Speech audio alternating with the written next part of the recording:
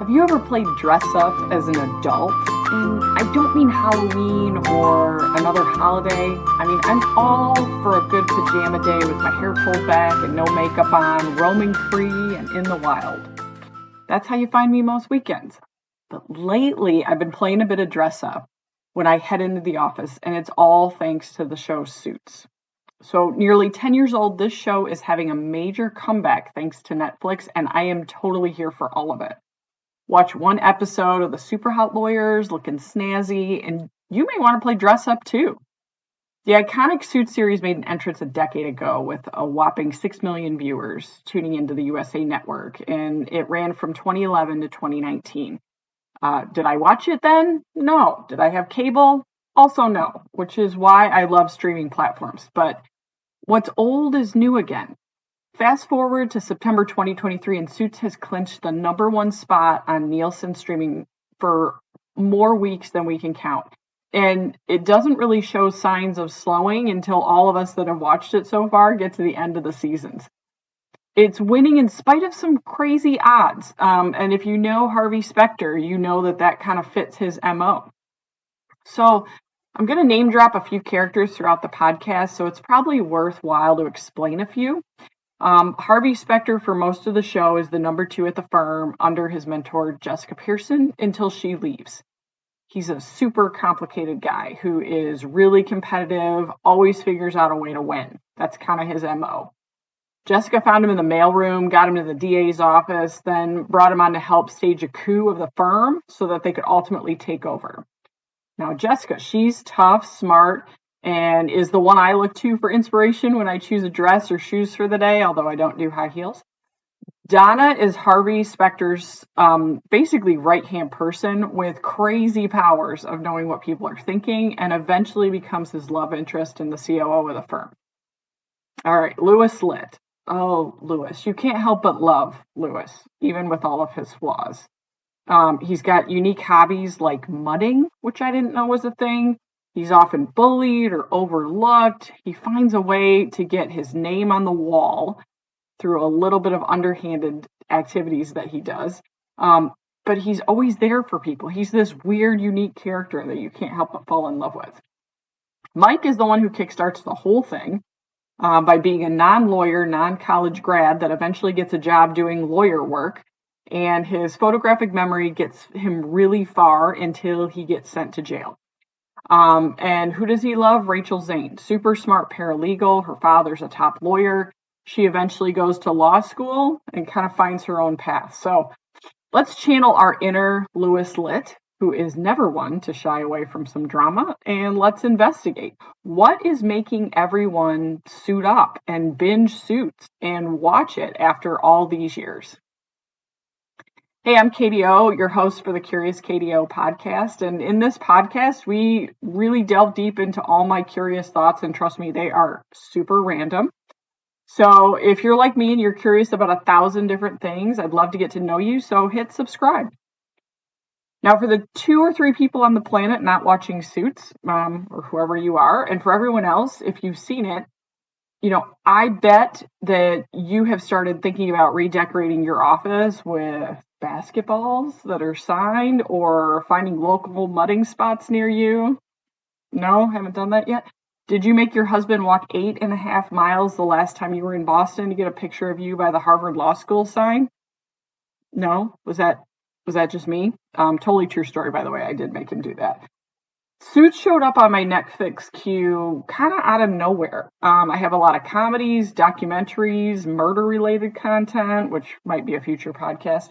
So I had to ask why. Netflix recommendations feel more complicated and feel like it's taking some of your viewing habits, but sometimes I really think there's information behind the analytics. So let's be real, that algorithm wouldn't randomly promote a series that's just been hanging out in the background for that long without some kind of purpose.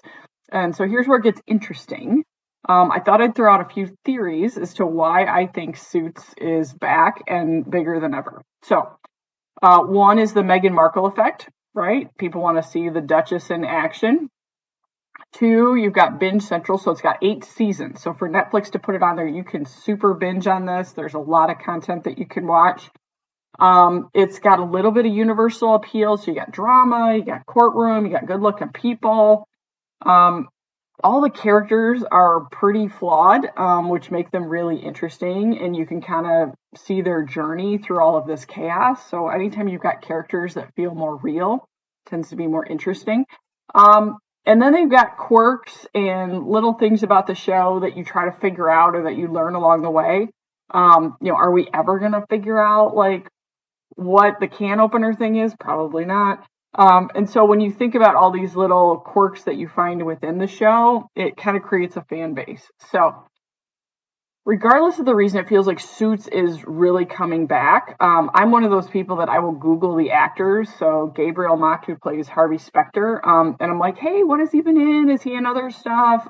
Guy took a break after the show. Can't really blame him. It was a lot of seasons. But that's what I normally do with movies or books when I find somebody I like. Like, what else is this person up to? And he doesn't have a series in the works, although I'd love to see that happen. But let's talk about one of the standout characters for me, which is Louis Litt. So we all know, or secretly you might be a Louis, but he does in public what many of us just have going on in our head. He is an emotional roller coaster. He is passionate, irrational. He's lovably clueless about sports, which I always get a kick out of. Super loyal. He's vengeful. He feels like just this real, chaotic, mental kind of person. And I think it's those kinds of quirks that make people connect into Suits, because we've all had some Lewis moments. We all know people that have those kind of moments. And so when you find those characters that feel less episode-y, less, kind of Hollywood, but they feel like they're based on somebody real, I think it tends to connect with people more. So here's something I was curious about. Did you know that there's an official benchmark when something goes viral? Didn't know. Was curious about that. So anytime you get 5 million views, that's technically what we consider now viral. And Suits has like billions of views when you count up all of the hours people are watching. And so what fueled this, right? You've got TikTok, you got word of mouth, people are talking about it. People have been home for a lot of times looking to do something different, maybe want to dress up. There's nothing more that screams confidence like walking in with like a killer suit and knowing you own the place. So I'm like, okay, what's the vibe of that? And it's not just this high-flying New York lawyers that draw us in. It's really about office dynamics, friendships, secrets, roller coasters of emotions, people trying to figure all this stuff out. And some days it might just be an escapism for people. So let's dial it up a notch. It's time for some Katie conspiracy theories. So as I was thinking about this, I'm like, maybe there's a reason behind why Netflix pushed this or put this to the top of a lot of people's queue. And is there a theory behind it? So first theory I had was the corporate Netflix push to bring sexy back to the office. Okay, so fasten your seatbelts. This is where I'm going to kind of go on a rabbit hole conspiracy theory. But picture this. As companies around the world are trying to shift the idea of remote work coming out of the pandemic, and if you've seen headlines, you've seen these anxiety-filled rants from corporate executives around people coming back to the office. Side note, I tend to be one of those people with a fancy title in an office, but I swear I'm just an average person. So I'm going to give you my perspective on both sides. But as you look at these corporate executives, there are, these $1 million offices. Okay, I don't have one of those, but there are these huge offices. They spend a lot of money on them. There's this embodiment of these big buildings that are standing empty or half empty. And that eerie silence in the hallways is making some executives kind of missing an office vibe that they feel like they've lost. So what's one way to make the office seem more appealing or irresistible? Here's where we enter the Netflix theory. So remember, with Suits, you've got these lawyers, you've got this dialogue, you've got this office environment, and people are finding love and friendship and romance. It's this place of dreams and camaraderie. a lot of drama, and it's this idea of wouldn't you want your office to be like that? So Harvey Specter once said, I don't play the odds, I play the man. Could these corporate folks be working with Netflix, taking a page out of his playbook and playing to these aspirations and desires to try to make the office seem like a cool space? So let's sprinkle in a little bit of data. So according to a study from Harvard Business, over 80% of professionals say they don't want to go back to the office full time.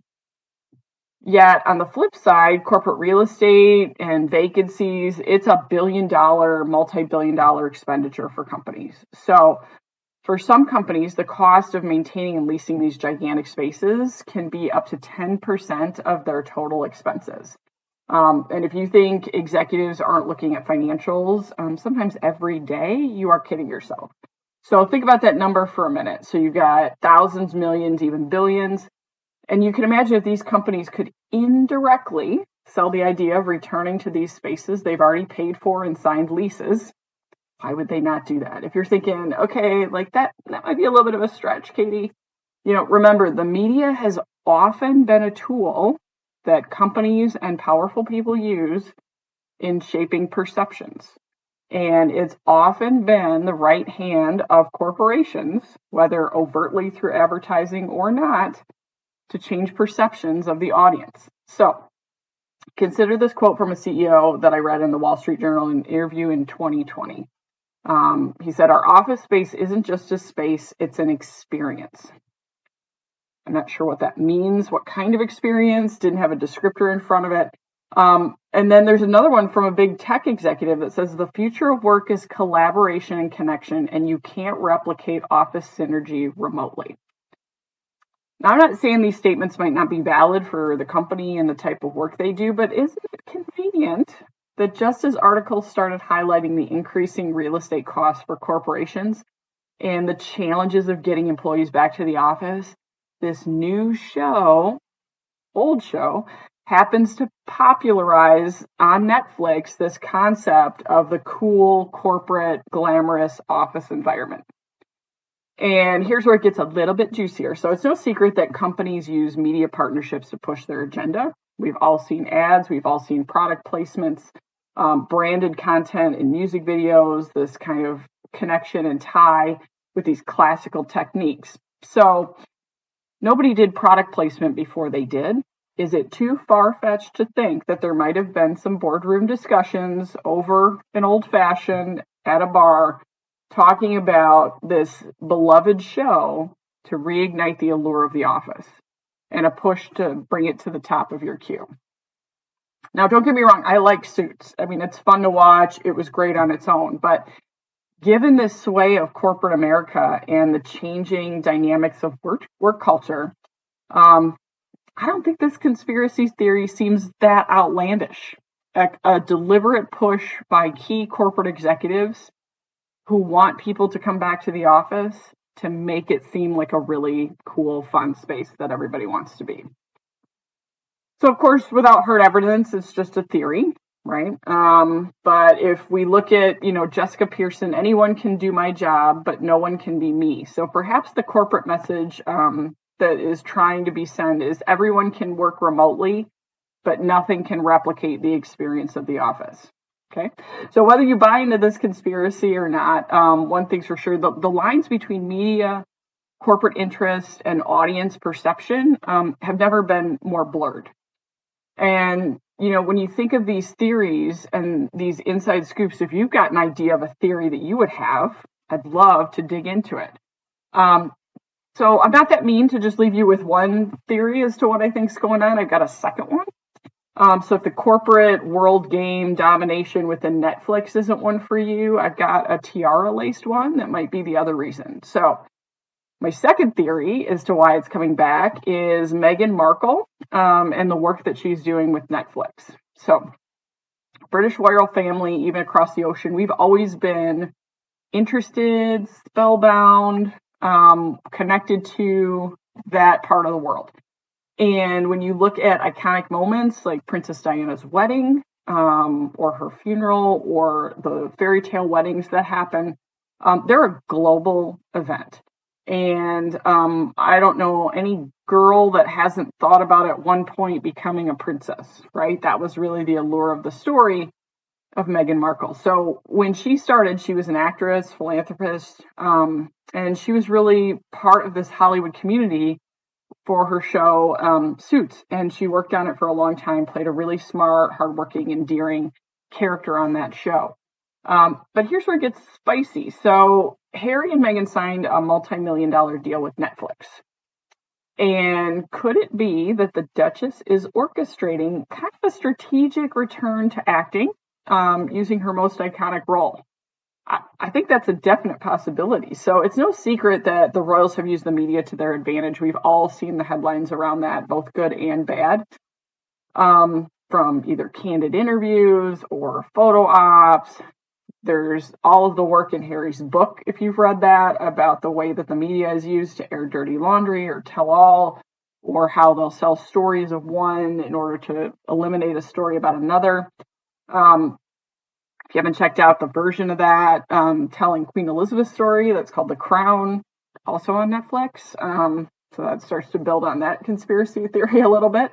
But it was really, if you fast forward to today, with Meghan and Harry kind of getting out of the royal family, they're trying to figure out a unique space for them. They don't have protocols, rules, restrictions. So what does that mean? And what better way to change or adjust or introduce some of the perceptions of Meghan's public image by reminding the world of the character she played, Rachel Zane. It's the epitome of this kind of modern woman figuring out her path, finding love, having ambition. It really sends a unique message of who she might be behind the scenes based on that character that she played. So, considering the resources of Netflix, it's plausible to assume that reviving her character, even in a subtle way, is part of an overall PR strategy. The CEO of Netflix once said, we're not just in the entertainment business, we're in the perception business. So by having this royal content, by having these documentaries, by bringing back Suits, what are they saying and what are they trying to have you perceive when it comes to the royal family? So let's not forget that Netflix isn't new to this game. They've often joined hand in hand with celebrities to produce content directly, indirectly, and it helps to refurbish or change or tell a story behind that celebrity's image. And they're using the streaming platform to do that across the board. And so the question is this just a different way to do it? If you think of this, Meghan wasn't just an actress before she became royalty. She was a UN ambassador, philanthropist. She's all about showcasing her acting, which allowed her to do other things that she was passionate about. So here's the $1 million question. Are Meghan and Harry working with Netflix executives, laying down this golden carpet for her to return to the screen? Is her character, Rachel Zane, a preview or a way to future audition for other roles that might really change and adjust and get her out of this royal perception and get her back into the role of acting? One thing that's hard to deny is this dance between celebrities, media, public perception, this whole drama-filled, lace-filled, we're always looking for what's the new thing. So what's your take on this royal theory? Do you think that there might be a purposeful push of Netflix to have all of this royal-based content, but also bring back Rachel Zane, and you think about her as part of Meghan's overall persona in the workplace and then in the media, or not? So at the end of the day, what's my take on Suits? It's a combination of a really good cast, a lot of binge-worthy content, got a little bit of royalty in there, you've got some marketing wrapped up in there, and it's all of these really great-looking folks in power suits and killer shoes. I even used a reference when I was giving a talk on imposter syndrome to make it a little bit topical, because Mike Ross is like literally the poster boy for being an imposter, but doing it anyway. And it comes up all the time with different crowds. I always have people afterwards that connect with me, and for some reason they're like, oh, I've seen it. Have you seen this episode? How far are you? It's having this weird little moment, right now. So I'm curious to hear about your theories. Why do you think Suits is suddenly the talk everywhere? So reach out to me at curiouskto@gmail.com, or ping me on Instagram at curious_Katie_O. Before I sign off, I've got a little bit of Harvey Specter wisdom for you. He is my favorite character, by the way. He says, never give up on something you can't go a day without thinking about, which I really like. So if you think about it every day, don't give up on it. What's your never give up on a thing? What's your passionate? What are you curious about? What are topics that are of interest to you? So that's it for today. Stay curious, stay stylish. Always remember to rock a suit if you can and play a little bit of dress up. Subscribe if you are interested in future episodes. The next one will probably be a total divergent from what this one is. I'm curious about a lot of things, and I'd love to be able to share that with you. Look forward to seeing you next time. Curious KDO is a podcast by me, Katie Ostrika, produced and edited by me. And if you would love to connect, be sure to subscribe online.